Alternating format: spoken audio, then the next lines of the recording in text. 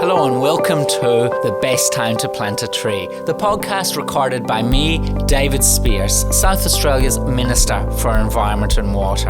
I've been looking forward to this podcast for quite some time, having a detailed chat, quite a long podcast here, with Professor Chris Daniels, the Chair of the Green Adelaide Board, the Chief Executive of Koala Life, a South Australian charity focused on koala conservation, and one of South Australia's foremost environmental communicators and academics. It's a great conversation.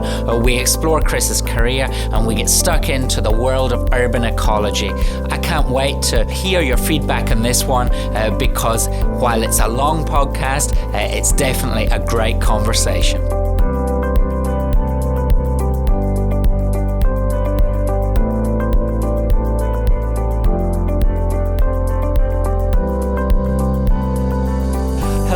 Welcome to the latest edition of The Best Time to Plant a Tree, the podcast hosted by me, David Spears, South Australia's Minister for Environment and Water, where we catch up with a range of people, largely South Australians, who are having a big impact on conservation and environmentalism now and historically in South Australia.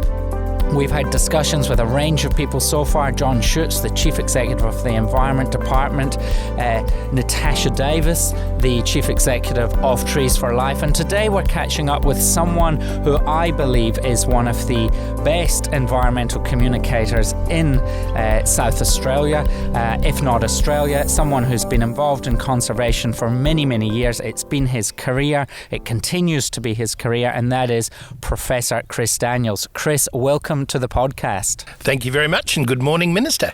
We are having a great morning here. We're sitting outdoors, another one of our outdoor podcasts. Sometimes we do them inside, but there's something good about being outdoors. We're sitting down on the foreshore of Kingston Park, a tiny little suburb between Seacliff and Merino.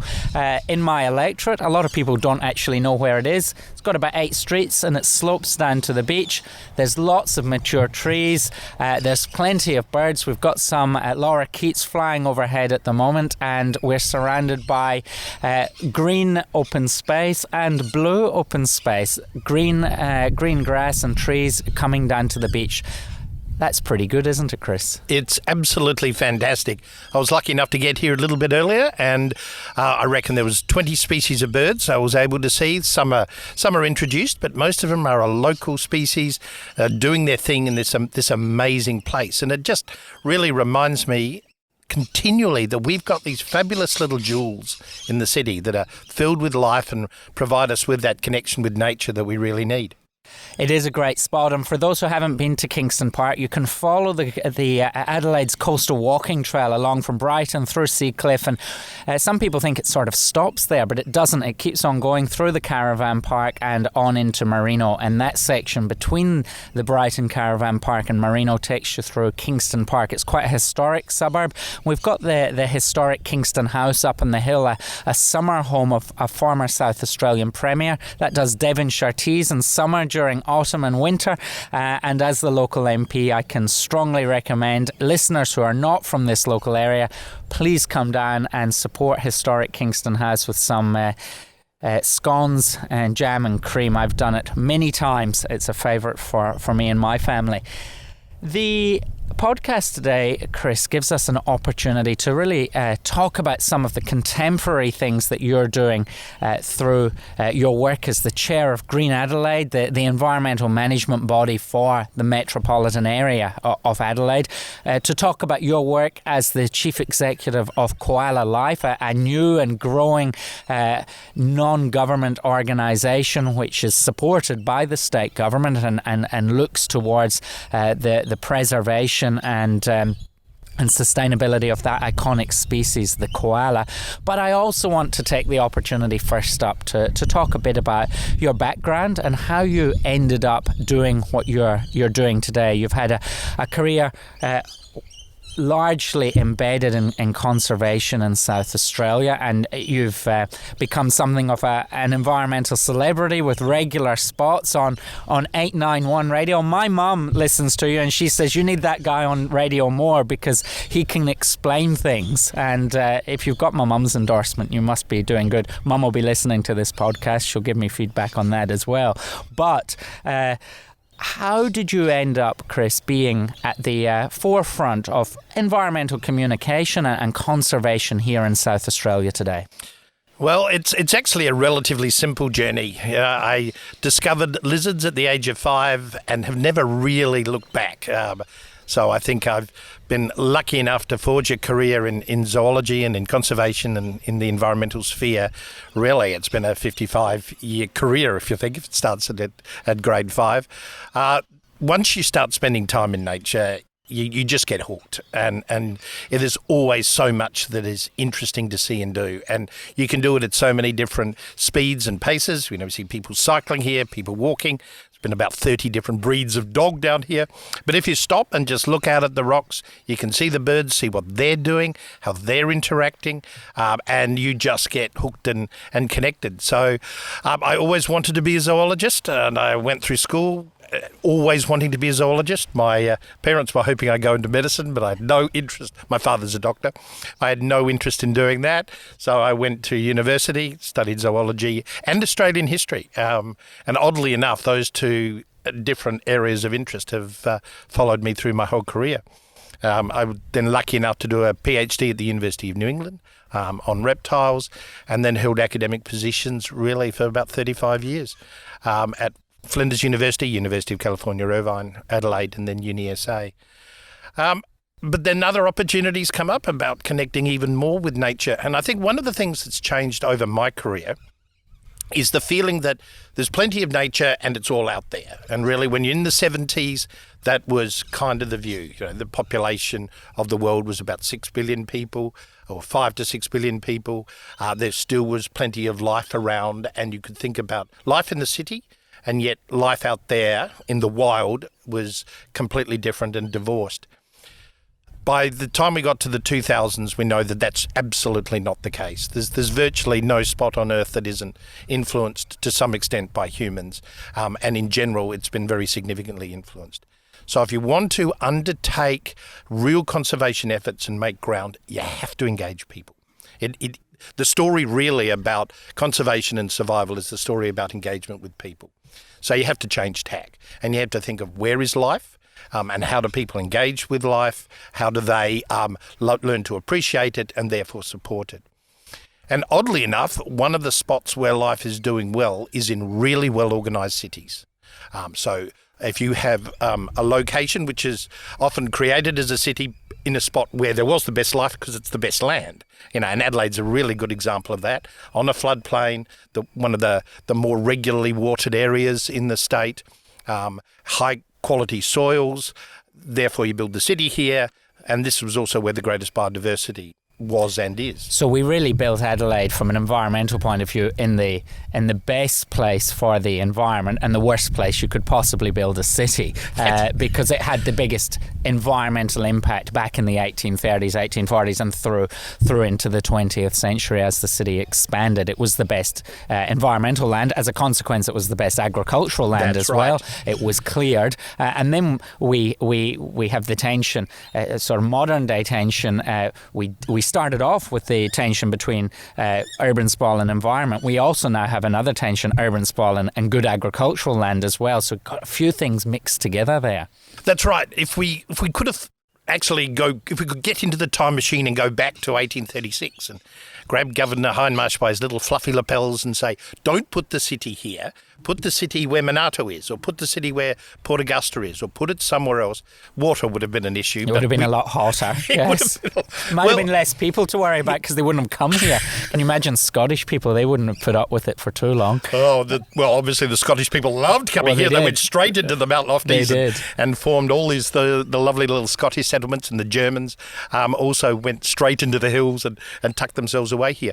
But that's right. This is absolutely the best agricultural land. It's the richest in terms of biodiversity. It's amongst the most varied in terms of micro communities, micro-environments. So you get all these different areas. There were grasslands, there were or are forested areas up in the Mount Lofties. There's obviously lots of creeks and streams, beautiful coastline, which is also very variable from 20 million year old cliffs to the sand dunes as you head further north. So it had all of these different environments, each with their own collection of plants and animals, each with their own unique microsystems.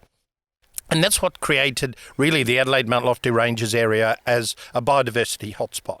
And there are only 15 in Australia and only one in South Australia. And it's where we built the capital city. That's exactly right. However, nature has hung on here. And despite being hammered by housing and roads and people, it remains a biodiversity hotspot because biodiversity has hung on. And that's something I know your career has been really focused on, urban ecology, and how biodiversity can be enhanced and given a helping hand to not only hang on, because we know it has hung on, we do get those species of plant and animal and reptile and fish in the urban area, but we also want to work to make it thrive. And that has been the driving force behind me setting up Green Adelaide. And I think this is a body which is unique, potentially internationally, which says we want to value, firstly recognise, then value, and then actually help this city be a place filled with nature.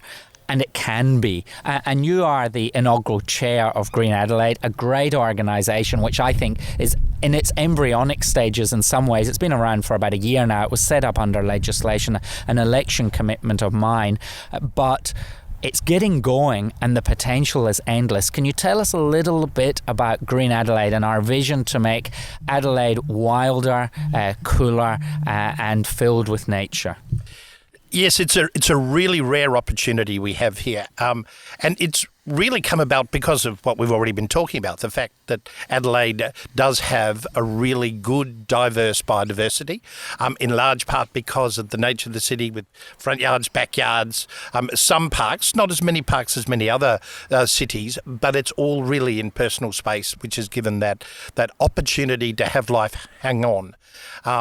We now know, too, that life is changing around us and all sorts of things are coming in and out. We had 0 koalas when I was born in 1960. Now we have about 150,000 in the Mount Lofties. And a lot of people don't believe that, but my message to our listeners is koalas are an important species, and we'll talk about this later. But in South Australia, they're not rare. They're around. That's exactly right. In fact, our problem is overbrowsing, is overpopulation on Kangaroo Island, here, also in the Eyre Peninsula and the southeast. So there are spots where life is doing better here than it is over other parts of their range. And we have corellas, the noisy miners that are flying around here. We've had pale-headed flying foxes come in.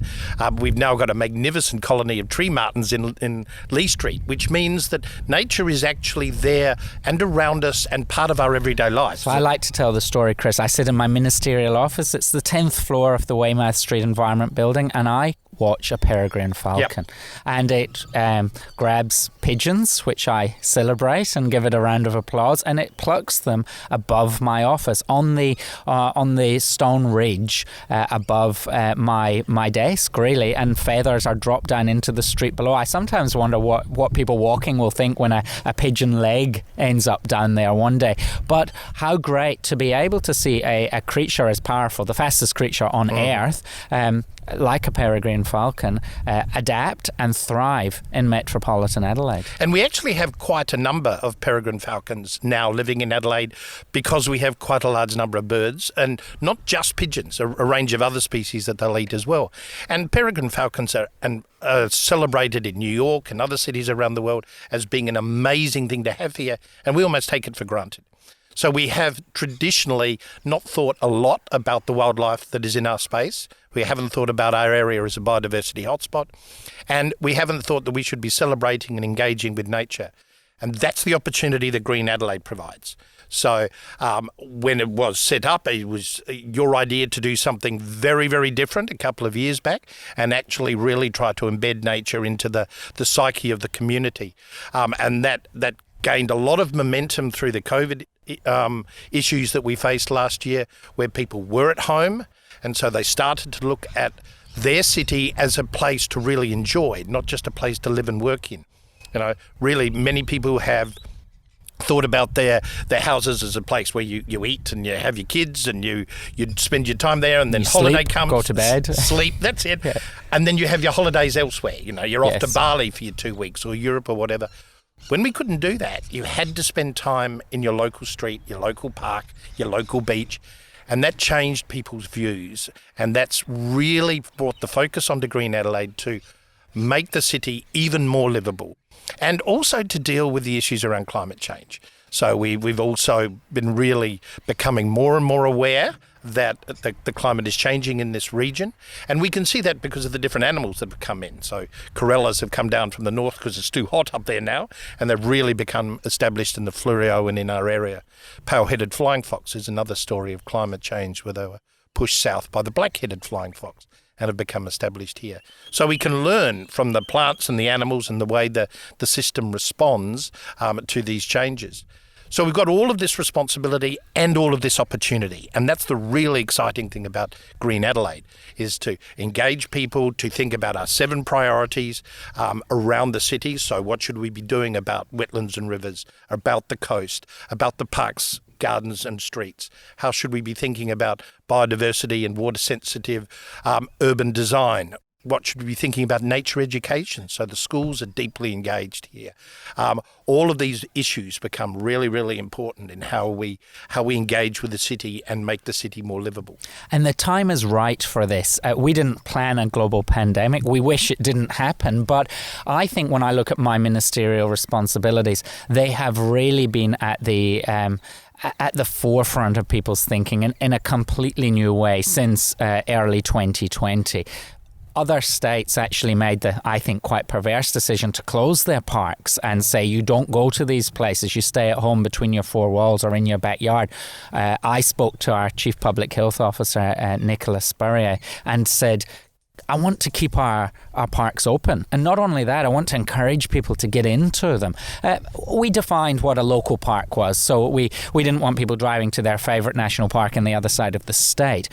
So as a consequence, we were saying to people, stay local, explore that park that you might not go to often. A park like Hallett Cove Conservation Park, Merino Conservation Park, Sturt Gorge, these are parks in my backyard, and people didn't go to them a lot. They were there, people looked at them as they drove past or from a distance, thought, oh, that's nice, it's nice to have the open space. But what COVID did, it prompted us to actually explore those places. And we've seen this huge surge in park visitation, both your local council parks, but also what I have most ministerial interest in, those national parks, your Morey Alta Conservation Park, Black Hill, Cobbler Creek, and then following down the hills face and towards the coast, Onkaparinga and Hallett Cove Merino, and of course Glenthorne as well. So COVID has triggered that connection, and the responsibility for me and for you as chair of Green Adelaide is to really harness that newfound interest. I mean, this is the opportunity. Yes, COVID accelerated a change that was happening already, and it was happening at many different levels because people were more and more aware of the challenges that the world has faced. And your point is fabulous. We have 26 pieces of wild in the city of Adelaide, whether they be conservation parks or national parks or a range of different styles. And they can vary from 8 to 10 hectares to really, really large parks like Belair or Cleland. So there's all of these opportunities, and people did take them up. They went to do the walk up and down Mount Lofty and Chambers Gully, and they did go to Parawira and go to all of those places and go, wow, there's amazing stuff here. So that gives us some real opportunities to engage people with nature, to talk to people about nature in their backyards. Why are there so many animals here? What is the mixture? What is the introduced species and what are they doing? What's the issues around plants and the built up environments as well? So how does this system work, and how can we keep the best, get rid of the worst and keep the best? And also, how can we respect the parks? So that's been one of the generally pleasing things, is that if you open up parks to everybody, are people just going to come in and scatter their litter and so forth?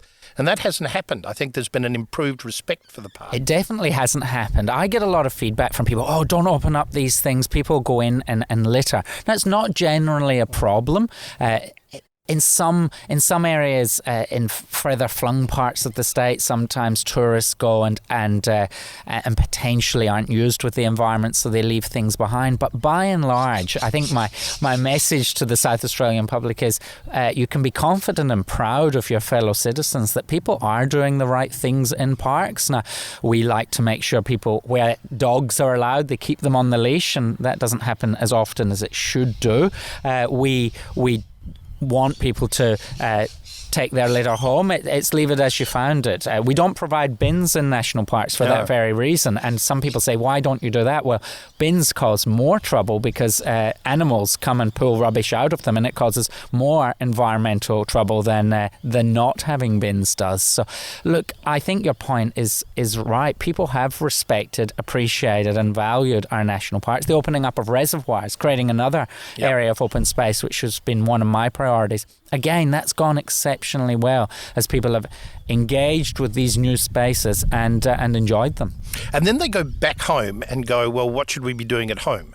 So instead of just thinking about your place as a place to have a handful of roses, a bit of lawn and nothing else, now there's a real movement to, well, what should we be planting for the birds, for the butterflies? How do we get our kids engaged with backyard wildlife?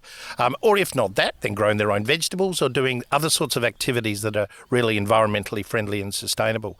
Better use of water in our particular space, choosing plants that are more appropriate to our climate. There's all of those changes that people start to think about when they spend some time outdoors.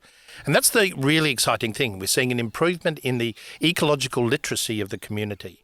And the only way we're really going to survive is if our community becomes very significantly ecologically literate. So really engaged with the local space. And the number one way you do that is spending time outdoors. So that's a real benefit for us from COVID. And you're spot on. Part of the way that Adelaide has managed to deal with the COVID issues, particularly the mental health aspects, is by spending more time outside. And there were some terrible stories from people living in project apartments in Melbourne and Sydney and elsewhere during lockdown, and Melbourne was locked down for a long time. They had nowhere to go, and you literally go stir crazy in your apartment. For us, the discovery of the streets and the origin of the street trees and the role of amazing people like August Peltzer, who brought street trees to the city in the 1890s, we've got all these odd heroes of environment that we're starting to discover and will really be looking to applaud as we go forward. Well, let's talk about street trees for a moment, because I think when people think of greening Adelaide, Green Adelaide, they do think of street trees. And street trees are one part of the journey. They're one part of the process, and they are important. We know that when we walk down a tree-lined street, it's cooler. Yeah. I was walking in the city the other day, and I went into Rundle Mall. And there was some criticism a few years ago of the way the council planted these particular trees, and I don't think they're native trees. It might be Chinese elm or something like that, but they're still cool. And I walked into Rundle Mall and it was noticeably cooler, and I thought, those are working. Now, there's an argument around native and non-native, but as I spoke to Natasha Davis, the Chief Executive of Trees for Life, in one of my earlier podcasts, a tree is a tree when it comes to carbon sequestration and cooling. So we should always give prominence to native species, but the non-natives still have a significant benefit as well. Can you just reflect for a moment, Chris, on the importance of our tree-lined streets and how they are adding value to our community, and how we can make sure we have more tree-lined streets as well? Well, that's really one of the things that we can change the most now is by protecting the tree canopy that we have in the city of Adelaide. We went through a period in the 1890s where basically the whole area was denuded. It was treeless. Much of it was open grassland, open woodland plain, and was really easy to clear. And the trees were chopped down for shingles, for roofs and for firewood. We established large areas of agriculture for sheep and wheat. And so trees were removed, and Adelaide baked. Baked in the summer, and it flooded and was freezing in the winter. It was really a fairly unpleasant place to stay. And of course, people left. I'm surprised any of those Scottish migrants stayed at all. That's right. Well, a lot left, and of course, there was discovery of gold elsewhere, which attracted them. That would certainly attract Scottish people. But so if you make an unpleasant place, people will vote with their feet, and they will especially do that now. And we've seen that with cities in the US, for example, Baltimore and Detroit and so forth. So we started the tree planning, the tree planting under the Adelaide City Council and its early planners there with Reed and Brown, and August Peltzer, of course, came out as the first planter really to set up and planted up the parklands, planted up the streets. And there's no such thing as a bad tree.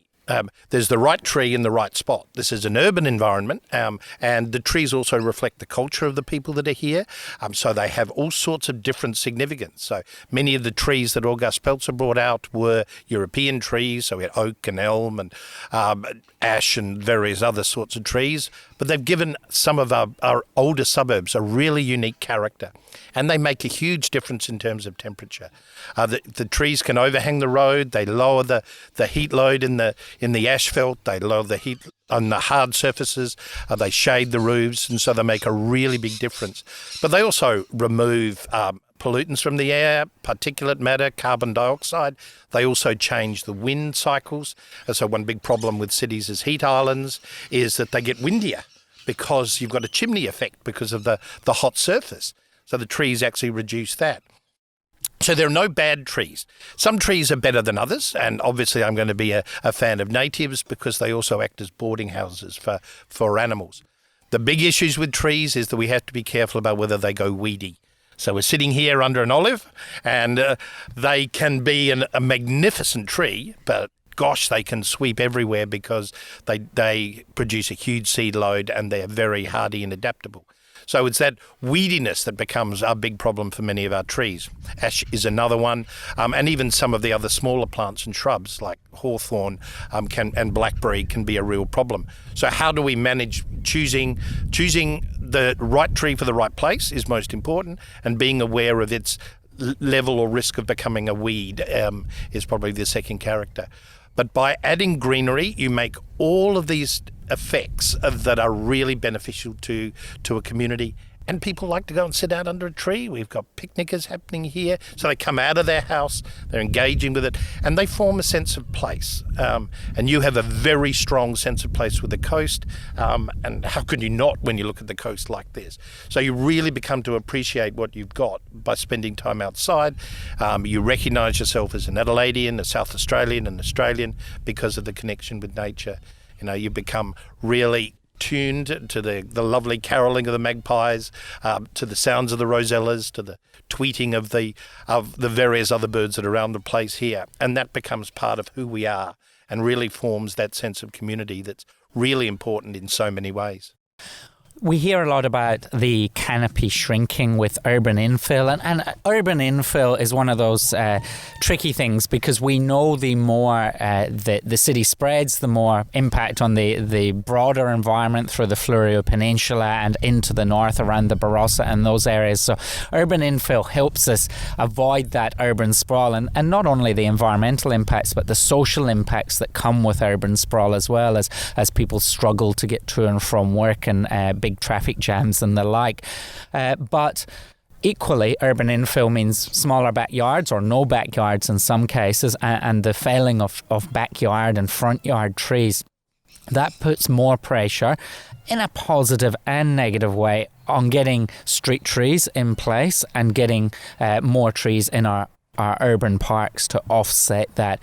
The planning regime is struggling, I think, to get that balance right.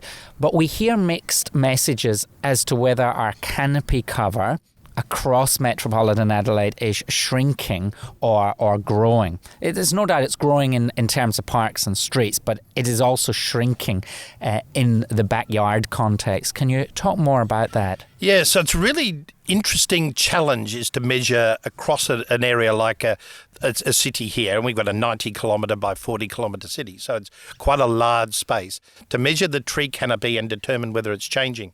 Often it depends on how you measure it. So if you measure it in midwinter and you've got in a suburb a lot of deciduous trees, your canopy is going to be substantially less. And it depends on which location you're at. So the suburbs of Burnside and Mitcham, for example, are upwards of 50% of that area has tree coverage. Then you go to suburbs in the north and west, and they're much, much lower. There's been the industrial base there has meant that there haven't been so many backyard trees, and they haven't had the street tree planting programs that some of the other suburbs have. So there's this discontinuous spread. Parts of the city are one of the largest forests in South Australia, but other parts are quite denuded. So we have to look at that, and then you see where they're changing. And the urban infill has been very significant in Burnside, to a lesser extent in Lower Mitcham and Unley. And that's driven by land value. That's right, exactly. And now the land values are absolutely taking off. So really, if you're a developer, you have to think about putting 6 or 7 accommodation units on a spot that would have just had a house with a front yard and backyard, because the cost of purchase is really taking off. So our challenge is to go, how do we not make it an either or? So you don't want to have development and no trees, or trees and no development. So how do you mix the two together so you get the best of both worlds? And that involves things like rethinking how we might do 6 or 7 apartment-style buildings on one block. Where's the green space? How do we keep 1 or 2 of the big trees? If we can't, where in the neighbourhood are we going to have parks? Because we're going to get lockdowns again. We know that the world has changed, so people are going to want to go out and spend time outside, and we want to avoid the issues of projects and some of those large locked away communities that Melbourne and Sydney wound up with. We also don't want to get to the 50-degree city, and we have a genuine risk of that. So we have to be able to do both. And you're absolutely right. We've got only limited space. This area is a green island surrounded by arid zones, to the east and north, and the oceans, of course, to the south and west. So we've only got a certain amount of spot. And that produces about 17% of the agricultural produce for the state. And it's enormously important for tourism, local, national and international.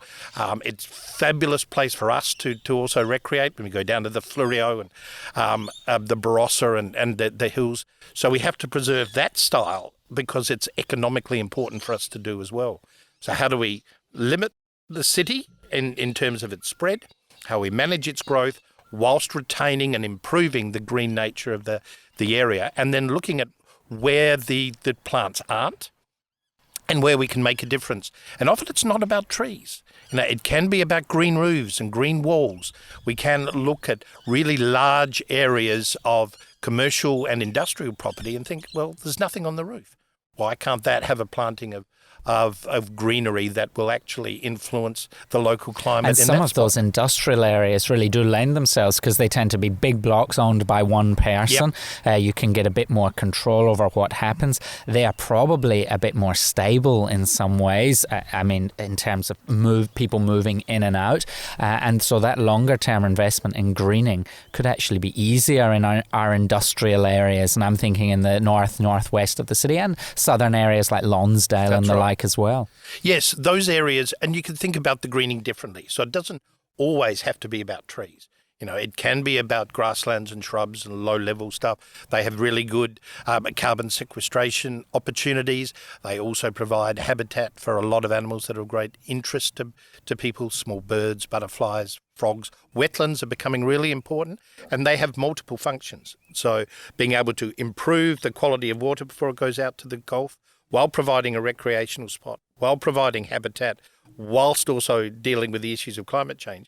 Why would you not have every single opportunity that you can to build create that? A wetland, yes. Yeah, yes, and to create these areas as part of the urban planning. And I know when I was in Marion Council in 2010 to 2014, we created Oakland's wetlands, which is probably the best current example of a really good quality wetland that I think balances all those things. Took the old Driver Education Centre in Warradale, or Oakland's Park, and turned it into an incredibly vibrant environment, which took a couple of years to get going, but boy is it going now, and worth a walk around. Again, another tip for our listeners. Oh, absolutely. The wetland is filled with turtles, so there's a lot of bird life that is there, and the local community have really embraced it. So there's a good example of retrofitting an area that was useless, that was really ugly, was an eyesore there, and now look at it. So there's still lots of space that can be changed, that can be retrofitted and improved and made part of this broader community. So it's not an either or. It's just about how we actually really think it through, how we engage with developers so that they're thinking, well, where's the place for the kids to play and where is the place for the habitat? Because people want to see their property values improve. We know that leafy green suburbs properties are more valuable than in locations where they're not so green.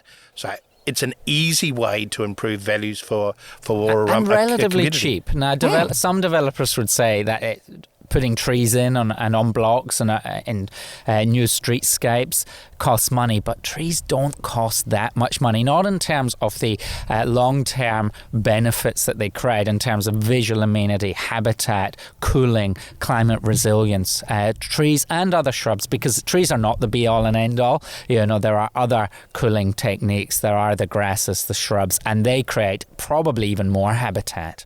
Oh, look, that's exactly right, because they're actually a food source as well. So trees really provide three things. They provide a place to nest for birds and a hideaway for other animals. They provide a food source, and they provide this sort of location which is multidimensional, which gives protection and gives animals that opportunity to survive and thrive. All trees are good. Some trees are better than others. So, obviously we'd be really supportive of the local indigenous species such as grey box and mallee box, of course, and the river red gums. And they are really important signature trees for our particular area. But we've also embraced others. We've actively embraced Moreton Bay fig trees, and they've become iconic, easily identifiable trees in the parklands that people love. Chinese elm, and we now have golden rain trees and Manchurian pear and a range of others. The plane trees within the city have become a huge part of our psyche in our community and easily recognisable as Adelaidean. So they have a whole lot of cultural significance as well as sort of habitat and environmental value. And trees also, I want to sort of tackle a controversial thing that we hear a lot. Trees are dangerous. They shed limbs. Now, my mum will be listening to this podcast. Her car was written off a couple of weeks ago. One of Adelaide's parkland trees fell in her car, wrote it off. She was in it at the time. We're very thankful that nothing worse happened. But there is a little bit of fear of trees. And I think the risk of a tree dropping on you is probably about the same as being attacked by a shark out in the ocean, but that is something I hear a fair bit of, especially with natives. Yes, and often it's unfair to blame natives. One of the terrible incidents up in the hills was actually an elm that fell. So trees will drop branches, and we have lots of trees. So by the law of averages, a tree is going to fall on property, and very unfortunately and tragically, very occasionally on people. It's incredibly rare, though. It's super rare. The risks are incredibly minute. And what we often do, though, is we focus on a minute risk that has led to an incredibly tragic outcome, and then hope to get rid of that outcome by getting rid of trees or over pruning or making life really difficult for trees. And that then raises all of these other problems that can make even worse health benefits, that we wind up with a hotter city and more people die of heat stroke, certainly, than die from being killed by falling branches. So we've got to balance risk. There's a statistical issue here.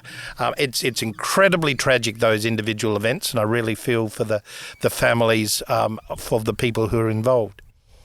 However, it's minute, and the benefits that we gain from trees are far greater than those individual risks. There's a lot of things we could do to reduce human risk. We could stay in bed. Well, we could stay in bed all day. That's exactly right. We could ban motorcycles. Not leave our homes. We're not going to do that. So, and I think it's important to do that little bit of myth busting, because we do. I certainly hear a little bit too much about the dangers of trees, when really the benefits hugely outweigh that. Another thing that I wanted just to ask you the question, do you think we're doing well with this greening of Adelaide? On balance, we hear lots and lots from in environmental debate and discussion that everything's going to hell in a handbasket. And I think that really scares people. Now, as Environment Minister, I see the good stuff all the time as well. I confront the challenges and they leave me struggling for solutions from time to time. But there's lots of good stuff where the environment is given a little bit of a helping hand and it's going gangbusters. And you and I first met down at the Lower Field River in 2006, where a group of residents, well, I was one of them back when I was at uni, founded an environmental group and transformed that river 15 years later. It's a healthy, vibrant little ecosystem down at the south of Hallett Cove. How do you think we're doing overall in greening and sustaining our city? We are improving every day.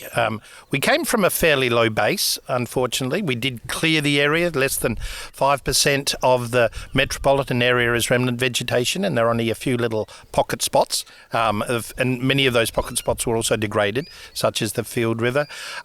We had the mangroves. We had a couple of areas like Ferguson Park and Folan Park, but they were tiny.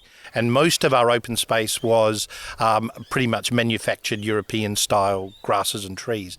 And that really existed up until the 70s. And since then, we've been on an escalating pathway to improvement. We've seen a number of real successes. The Field River is an absolutely classic example that the mouth and the whole area of Hallett Cove has improved dramatically. It was one of the first spots to lose its sand there. And you now look at that and you look at the park, the geologic monuments that are down there. You look at places like Tennyson Dunes and see how that has come along. And then you look at new parks that are popping up everywhere and improved opportunities. Replantings in the parklands, they would never have been even thought of in the 1970s. And now we're seeing a combination of detention basins that are also acting as really important reservoirs that have been planted up, reservoirs for plants and therefore animals. So yes, we are improving. We have quite a number of challenges. I still think we need to revisit the Hills Face Zone.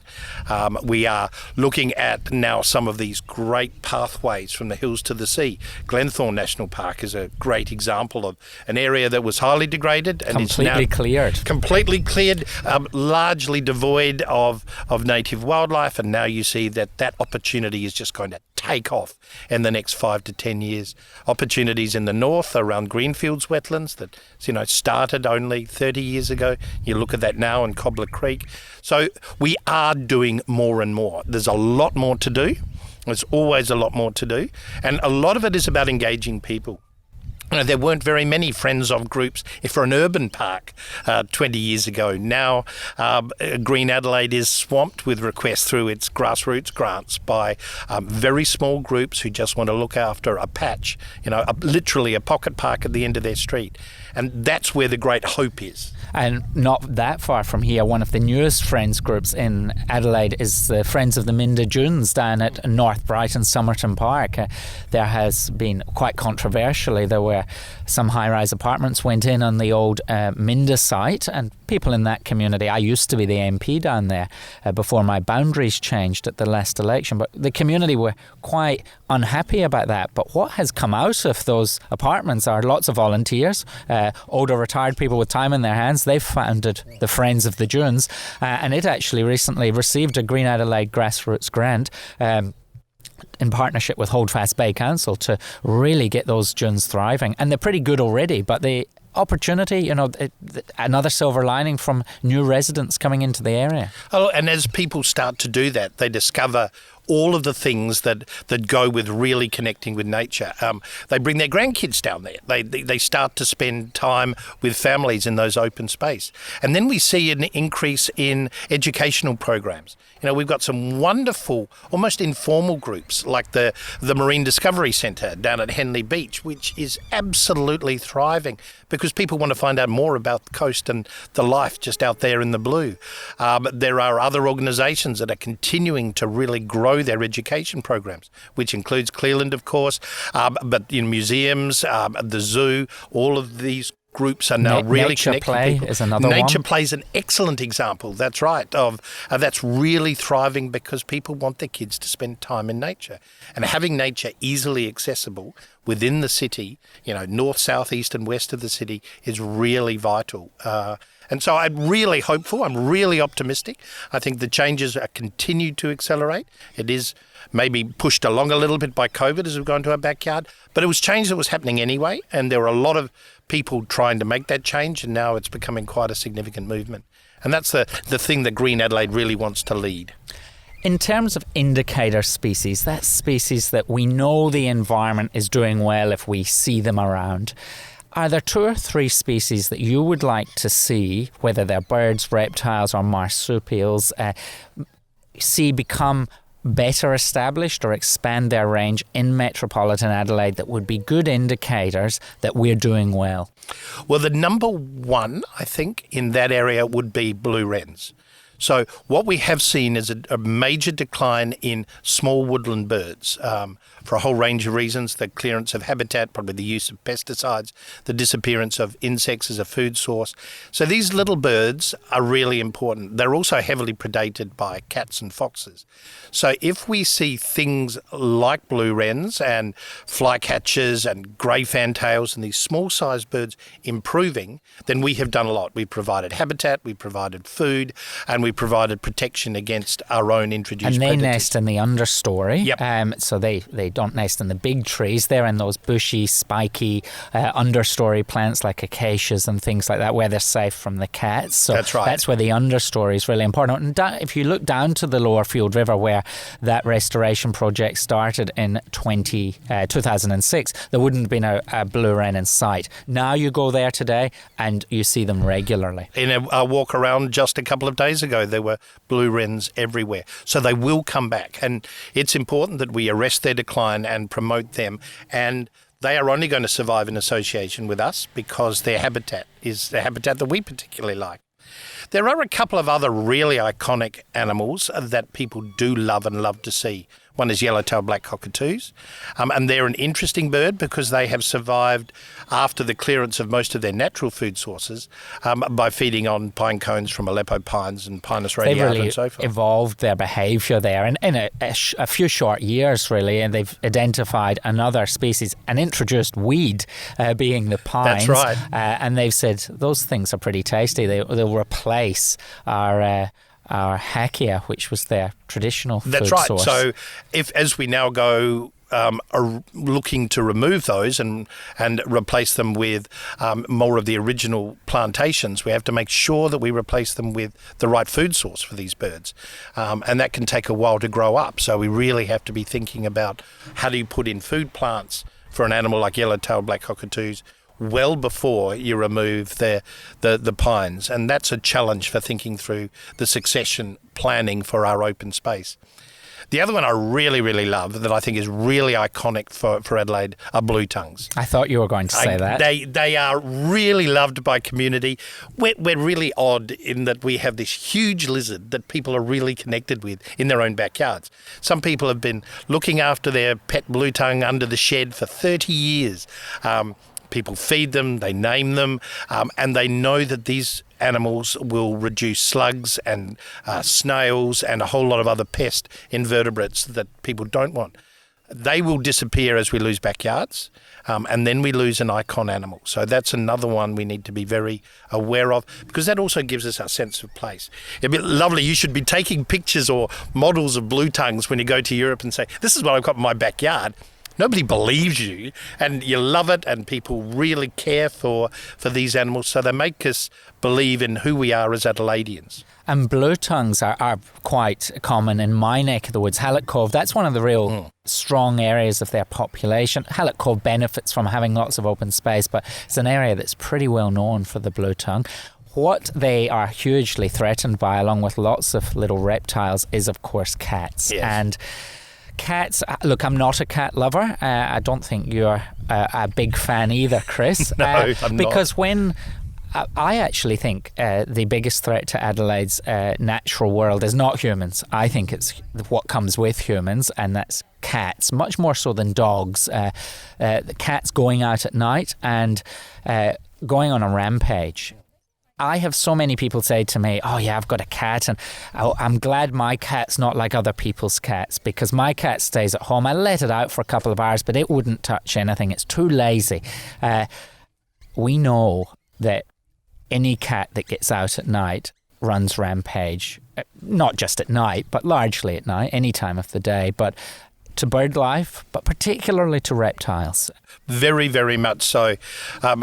It's really important now that we start to embrace responsible cat management. I am not a cat person because I have seen so often what cats do to wildlife. And I have seen them in my backyard because we don't have cats, so therefore cats come into our yard.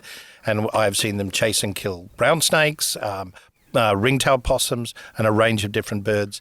And even speaking to my neighbours, I keep trying to point out, and they always say, no, not my cat. My cat wouldn't do that. We did a citizen science project at UniSA about 5 years ago where we put cat trackers on people. They volunteered their cat. They would fill in a questionnaire about how much little Fluffy got outside and roamed, and they almost always massively underestimated how much their cat roamed. And there were cats travelling several kilometres during a night, weren't they? Yeah, and doing all sorts of things, creating all sorts of havoc, often fighting with other cats. And in fact, it turns out that roaming cats usually live shorter lives, are much more injured. If they're not properly desexed or not desexed, then there are kittens in sheds all over the place. Yeah, and they become feral really quickly. And in fact, urban cats or household cats is a major source for feral cats. There really isn't much of a difference between feral cats and household cats because of this transition. So it's no good trying to manage feral cats out there if we don't manage household cats here. So cat runs are really important. Household keeping cats inside is important.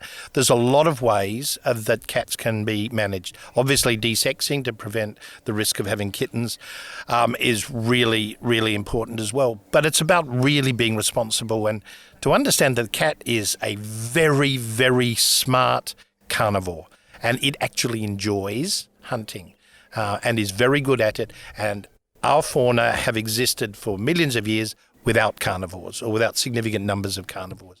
So they still are not really used to it.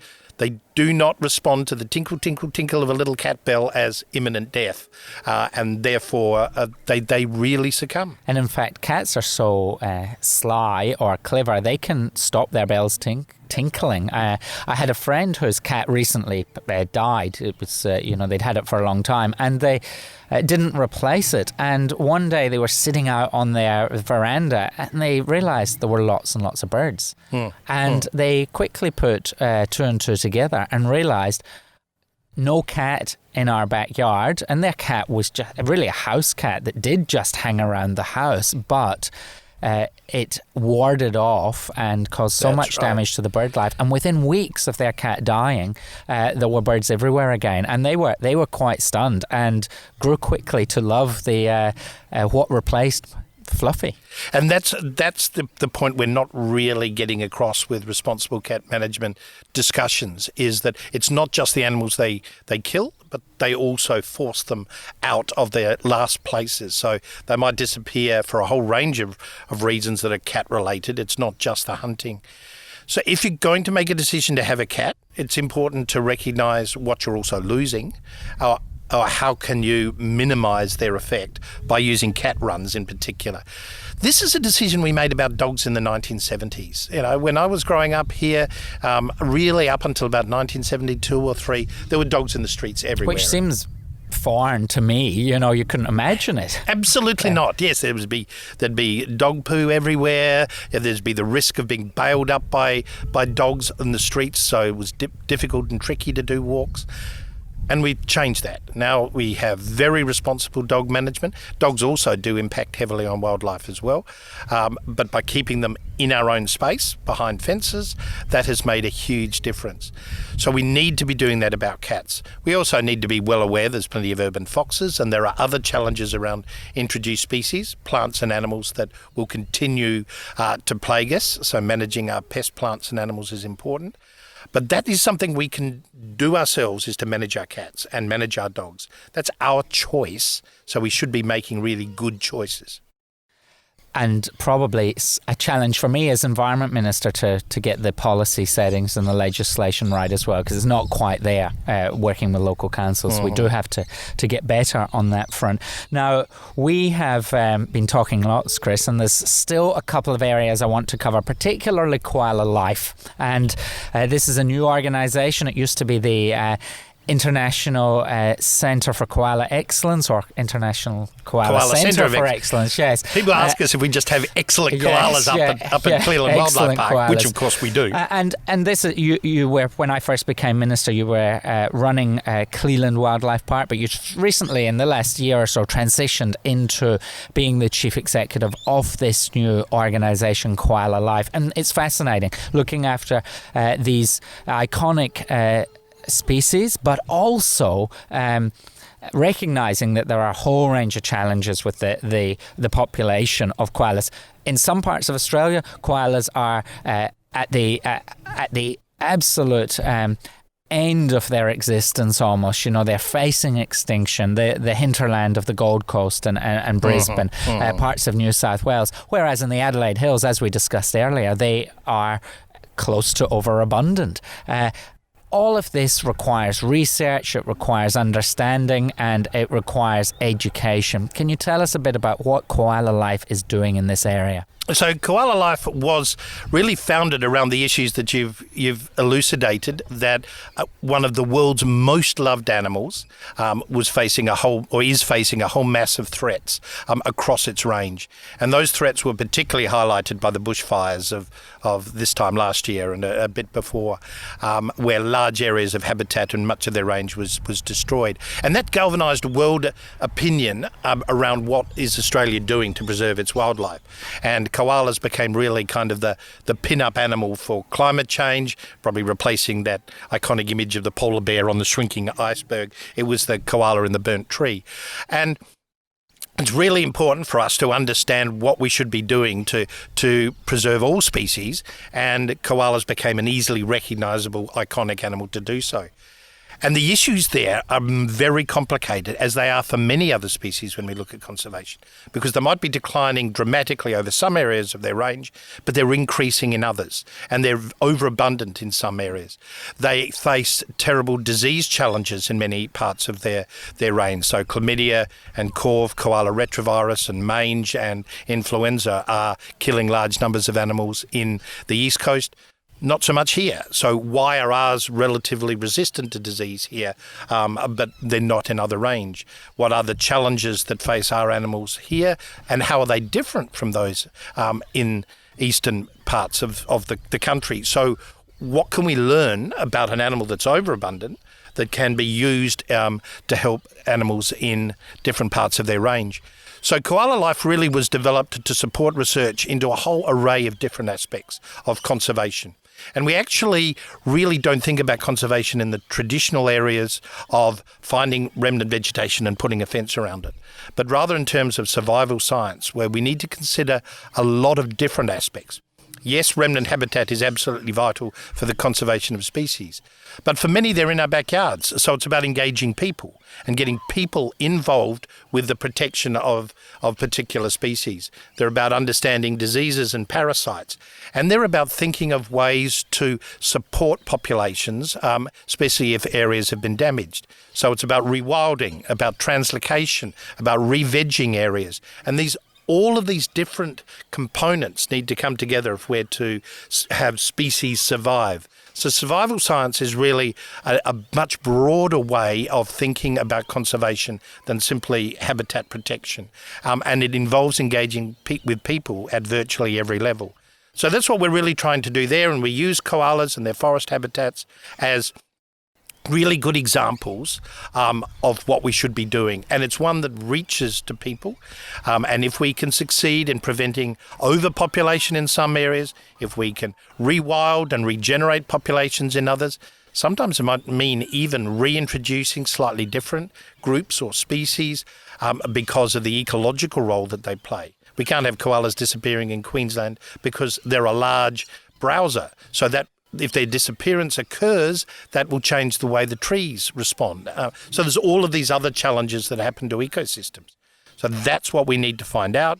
We need to research, and then we need to implement these actions, and that will preserve habitat, it will preserve iconic species, it will attract attention about what Australia and its environmental leaders can do, and then what else can be done elsewhere in the world. So that's not easy. It's a combination of scientific research, of conservation effort, of education across the broader population. Koala Life's in its embryonic stages. It's a new organisation, really. It's going to focus on all those areas. Would you say it's more a research organisation or more a conservation organisation? Or is that still to work itself out? Well, it's really focused on supporting the very best research to come up with the very best management plans. It has access to a population established at Cleveland Wildlife Park after the fires that are disease-free. And in fact, we have the only disease-free koalas free of chlamydia and corv anywhere in Australia. And so they're being the subject of a number of research projects there to understand the nature of these diseases, to understand the population here, and how we can outbreed and improve the genetics of these populations, and then probably locate them elsewhere in the country. So we want to be working with research organisations all around Australia. So our golden children, as they are nicknamed, they came from Hanson Bay Wildlife Park, impacted hugely by the fires on the western end of Kangaroo Island. They now have a new home at Cleland, 20 to 30 koalas, including joeys, which have been born out of the ashes. Yep. Do you want to tell us just briefly a little bit about the golden children? So the golden children are really amazing koalas. They're ones that were rescued as youngsters, really, from Hanson Bay Wildlife Sanctuary in conjunction with Jim and Louise Geddes there, because that sanctuary was completely devastated, and these animals had become separated from their mothers, and they weren't going to make it. So in working very closely with Jim and Louise, we identified about 28 that were brought over here. They were then tested for the major infectious diseases that koalas have across their range, and they were free from them. So these, as disease-free animals, became really important. And we called them the Golden Children after a terrible Eddie Murphy movie, The Golden Child, where the Golden Child had the future of the world in the palm of his hands, and he had to fend off evils, which for us were the diseases. So these become really, really important animals. And the fires on Kangaroo Island showed that you might have had 50,000 koalas there, but in 1 week, that population was reduced to 85 or 90%.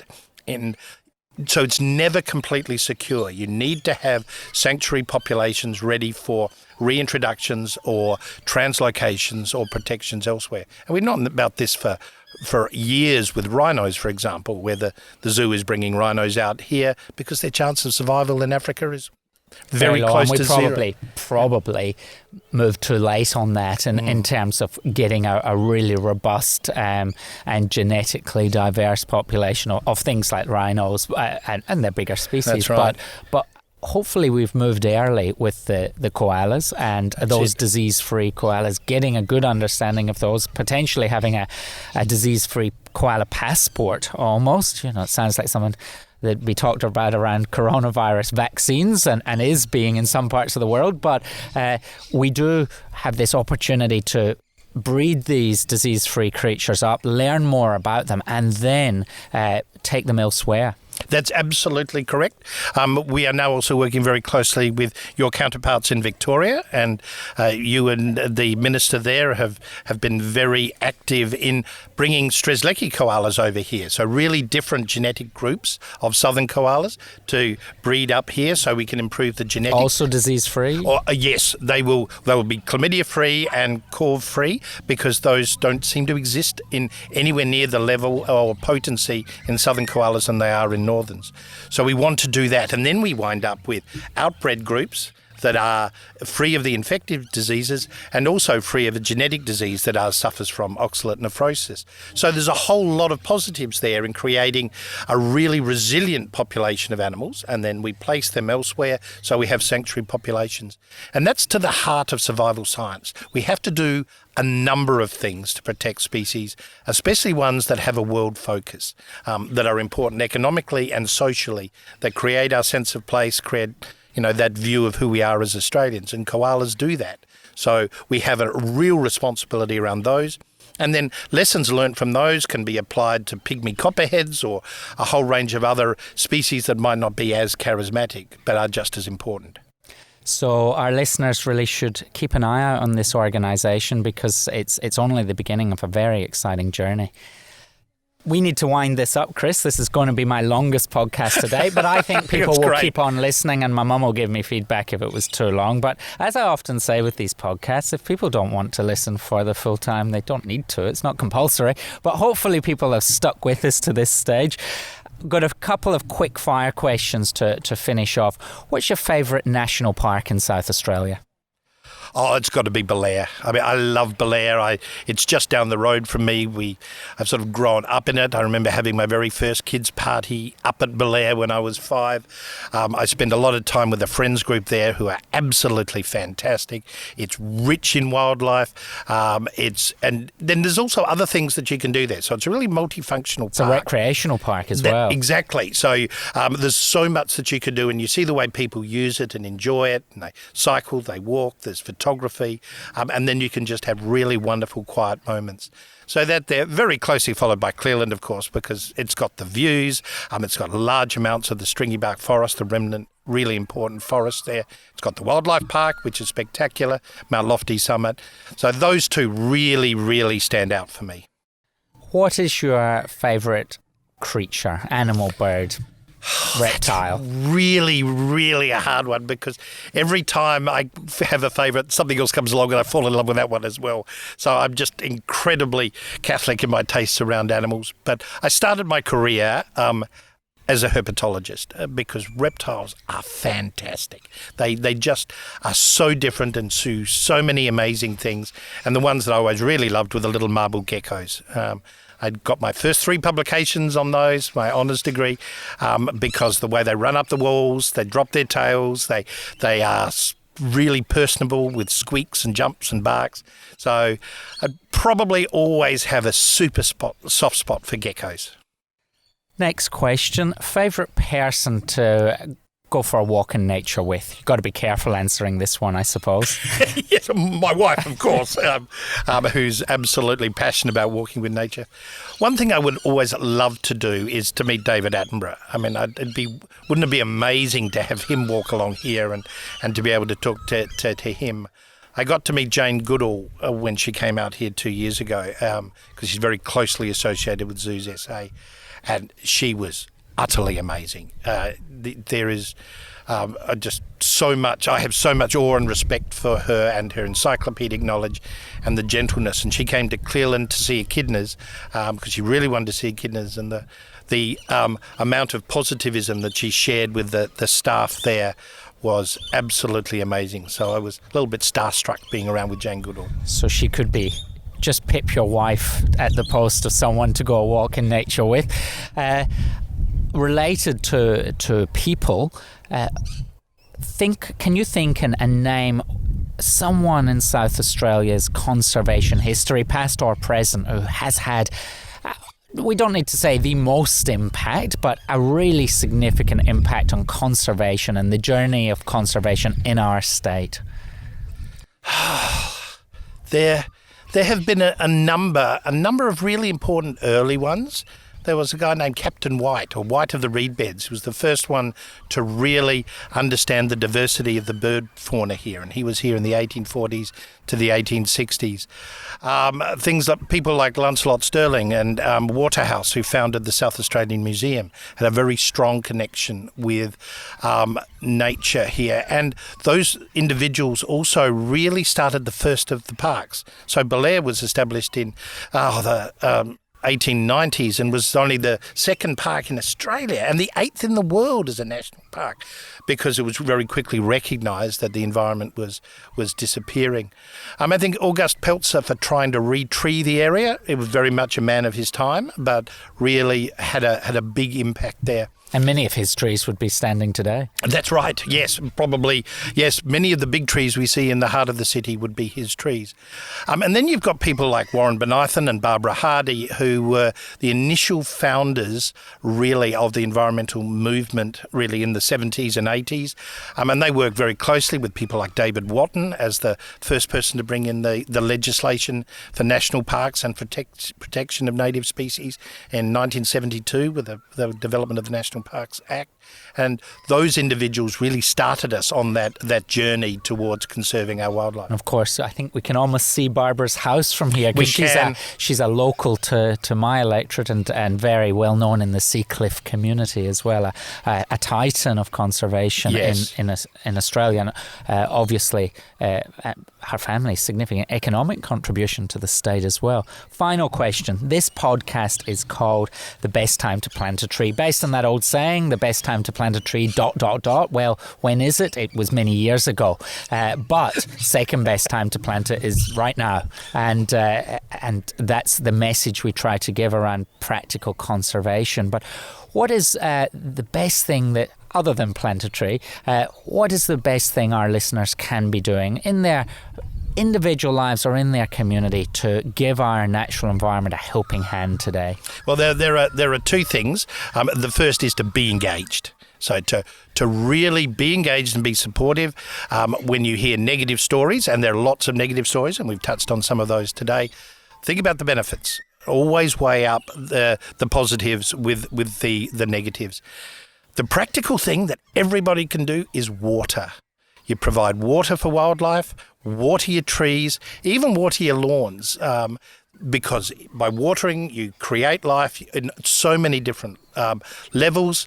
You prevent the large amounts of dry and dusty space that just heats up and becomes really unattractive and unappealing for most wildlife. Providing water for animals and watering plants means you create habitat and cooling spots. Little birds go into the bushes like this on hot days. They need thriving green spaces. So water, you can never put too much water on, especially in the summers and in this autumn. Look how long it's been since it rained. Well, that's a very good piece of practical advice. And as Water Minister, I've reduced the price of water by 20%. So hopefully people will feel generous and use that 20% saving to give it back to nature. Fabulous idea. Fabulous. Professor Chris Daniels, thank you very much for joining us on the podcast today. It's been a pleasure. We've gone well over time, but it doesn't matter. I hope some of our listeners have stuck through to the end. Thanks for joining us. My absolute pleasure. Thank you, Minister.